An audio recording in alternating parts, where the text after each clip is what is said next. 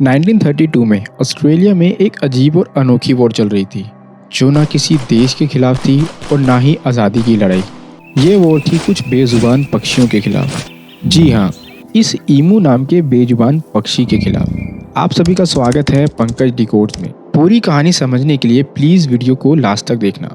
World war 1 खत्म होने के बाद ऑस्ट्रेलिया के पूर्व सैनिकों को, जो वॉर के बाद रिटायर हुए थे, उन्हें ऑस्ट्रेलियन गवर्नमेंट ने जमीन के टुकड़े दिए, खेती बाड़ी के लिए और अपने जीवन यापन के लिए। ये जमीन वेस्टर्न ऑस्ट्रेलिया में मिली थी, जो कि सैनिकों ने खुशी खुशी ले ली थी और वहाँ खेती करना शुरू भी कर दिया। सब कुछ बहुत अच्छे से चल रहा था, लेकिन सिचुएशन तब बदल गई जब 1929 में ग्रेट डिप्रेशन के बाद आर्थिक मंदी और बेरोजगारी बढ़ गई।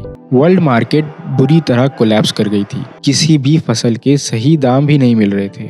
ऐसे में ऑस्ट्रेलियन गवर्नमेंट ने सभी किसानों को गेहूं उगाने की सलाह दी और ये वादा भी किया कि गेहूं की फसल करने वाले को सरकारी सहायता और सब्सिडीज मिलेंगी और सरकार बाद में फसल को अच्छे दामों में खरीदेगी भी। वैसे आपको मैं बता दूं कि ऑस्ट्रेलियन गवर्नमेंट अपना ये वादा पूरा करने में नाकाम रही थी। सरकारी सुझाव और सब्सिडी के बाद भी बाजार में गेहूं के दाम गिरते जा रहे थे और अक्टूबर 1932 आते आते इस सिचुएशन और भी बदतर हो गई थी। सरकार ने गेहूं की खरीदी बंद कर दी थी और अगर खरीद हो भी रही थी तो बहुत ही कम दामों में।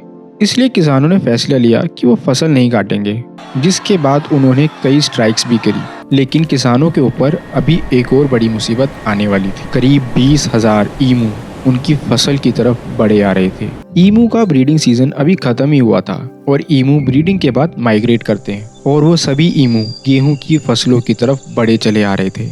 ईमू एक दिन में 2-3 किलो तक खाना खा सकते हैं। 20,000 ईमू ने ऑस्ट्रेलिया में खेत के खेत चट कर दिए थे और जब किसान ईमू से निपटने में नाकाम रहे तब वो इस प्रॉब्लम को गवर्नमेंट तक लेकर गए।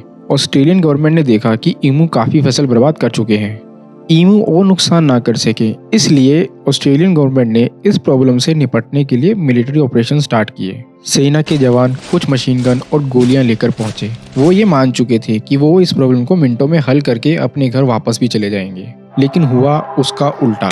मशीन गन की रेंज कम होने की वजह से सैनिक ईमू पर सही से निशाना नहीं लगा पा रहे थे और मशीन गन चलने की आवाज से ही ईमू चारों दिशा में फैल जाते थे। इसलिए सैनिकों ने फैसला लिया कि वो ईमू को घेर कर एक जगह इकट्ठा करके मारेंगे, जिसके लिए उन्होंने पूरी तैयारी करी। लेकिन जैसे ही सैनिकों ने निशाना लगाया तो उनकी मशीन गन जाम हो गई थी और उनका प्लान फेल हो गया। ईमू फिर से चारों तरफ फैल गए थे। अब इन ईमू ने सैनिकों की नाक में दम कर दिया था। ऐसे ही सैनिकों को कई दिन बीत गए, लेकिन उन्हें कुछ खास सफलता नहीं मिली और ईमू जगह जगह फैल चुके थे।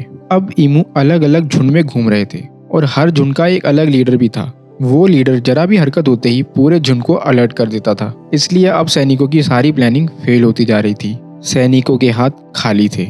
आलम यह था कि अब तक 2500 से ज्यादा राउंड फायर किए गए थे, लेकिन कुछ ही ईमू मर सकी थी। इस जंग से पूरी दुनिया में ऑस्ट्रेलिया की खिल्ली उड़ाई जा रही थी कि कैसे ऑस्ट्रेलिया ने सैनिकों को ईमू मारने में लगा रखा है। इसलिए 8 नवंबर को सेना को वापस बुला लिया गया और ऑफिशियल आंकड़ों के मुताबिक सेना ने कुल 300 ईमू मार गिराए थे। लेकिन ऑस्ट्रेलिया के वेस्टर्न एरिया में ईमू अभी भी फसलों को नुकसान पहुंचा रहे थे। इसलिए किसानों ने सरकार से दोबारा से आर्मी भेजने को कहा, जिसके बाद 13 नवंबर को सेना को फिर से ईमू मारने में लगाया गया और इस तरह ग्रेट ईमू वॉर फिर से स्टार्ट हो गई।